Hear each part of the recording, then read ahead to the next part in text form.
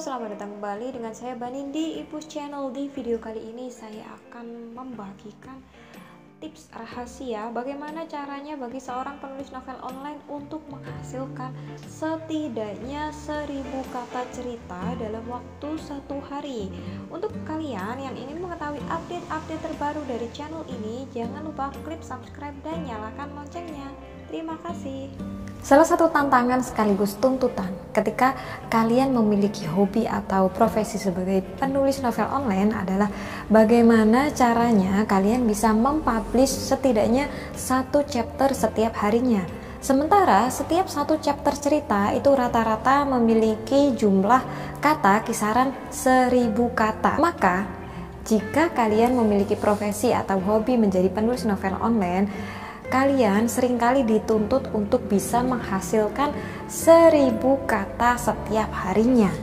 Nah, masalahnya sebagian penulis, apalagi penulis pemula seperti saya juga, itu merasa bahwa 1000 kata, menghasilkan 1000 kata cerita setiap hari dalam waktu 24 jam itu merupakan hal atau sesuatu yang tidak mudah, dimana kita tidak sedang menyalin cerita atau tidak sedang mengetik sesuatu sehingga sampai dengan 1000 kata, tetapi kita menulis sebuah alur cerita di mana alurnya itu harus kita pikirkan dulu, apakah masih nyambung dengan chapter-chapter sebelumnya, apakah ini bagus, apakah dialog-dialognya oke. Nah, itu yang membuat kegiatan menulis 1000 kata ini menjadi sesuatu tantangan atau tekanan yang lumayan membuat beberapa penulis, apalagi pemula, itu merasa tertekan sehingga mereka akhirnya mungkin mengalami writer's block.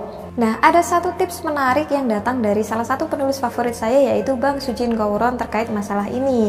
Nah, buat kalian yang merasa masih kesulitan untuk menulis 1000 kata dalam waktu 1 hari, ada baiknya kalian melakukan tips dari Bang Sujin Gauron ini.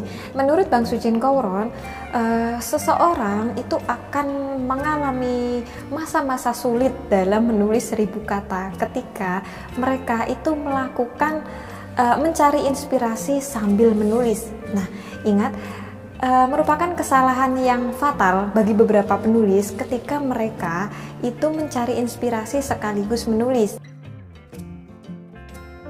Pernahkah kalian mengalami ketika kalian menghadap layar kosong di Microsoft Word dan kalian hendak menulis sebuah chapter, kalian itu terdiam sampai beberapa saat, atau mungkin melakukan yang namanya mengetik 1 paragraf, menghapus 1 paragraf, membuat 1 kalimat, menghapus 1 kalimat, terus seperti itu sampai berjam-jam. Kemudian kalian suntuk, kemudian kalian menulis lagi, kemudian kalian hapus lagi, kemudian kalian tulis lagi, dan begitu seterusnya sampai benar-benar kalian merasa frustasi. Nah, itu adalah akibat dari kalian ketika tidak siap untuk menuangkan ide, tapi sudah memaksakan diri untuk menuangkan ide di depan layar komputer. Nah, solusinya agar tidak terjadi hal-hal yang demikian, pisahkan waktu mencari ide dan menuliskan ide tersebut. Jadi kalau selama ini kalian itu menganggap bahwa ketika aku menghadap laptop pasti nanti akan keluar kata-katanya karena ini mungkin deadline atau apalah. Nah, kalian menganggap bahwa ketika kalian menghadap ke laptop terus memegang keyboard, kata demi kata akan muncul begitu saja sambil mungkin kalian mendengarkan lagu atau makan camilan atau minum kopi, minum teh. Nah, itu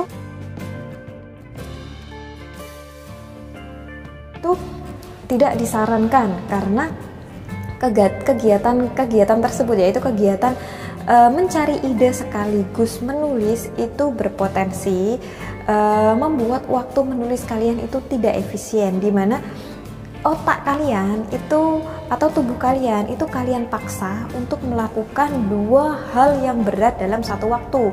Yang pertama adalah memikir bagaimana idenya, dan yang kedua adalah menerjemahkan ide tersebut ke dalam tulisan. Nah, itu sangat-sangat tidak disarankan sekali.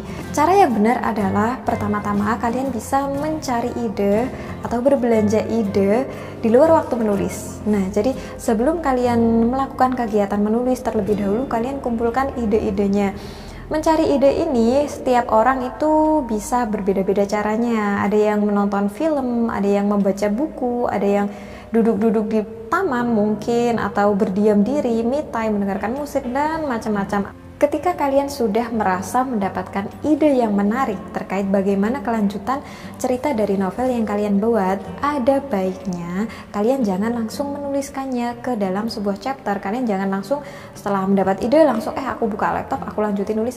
Nah, itu kurang disarankan. Yang lebih disarankan adalah kalian mencatat dulu ide-ide besar kalian ke dalam sebuah outline cerita. Jadi tadi kan sudah belanja ide, terus kalian tulis secara garis besar ide-ide kalian itu seperti apa. Nah, setelah kalian melihat ada beberapa outline atau poin-poin dari cerita ini, kalian lihat apakah ini akan terlalu apa ya istilahnya, apakah ini akan smooth atau masih nyambung dengan alur yang sebelumnya, apakah ini sudah smooth, apakah ini masih kasar. Nah, menerjemahkan ide ke dalam outline itu akan membuat tulisan kalian itu semakin smooth atau halus. Jadi pergantian antara chapter 1 dari chapter ke chapter berikutnya itu akan semakin lembut dan tidak kasar. Nah, itu fungsinya kalian menerjemahkan dahulu atau menulis outline dulu setelah kalian mendapatkan ide. Nah, urutannya tadi,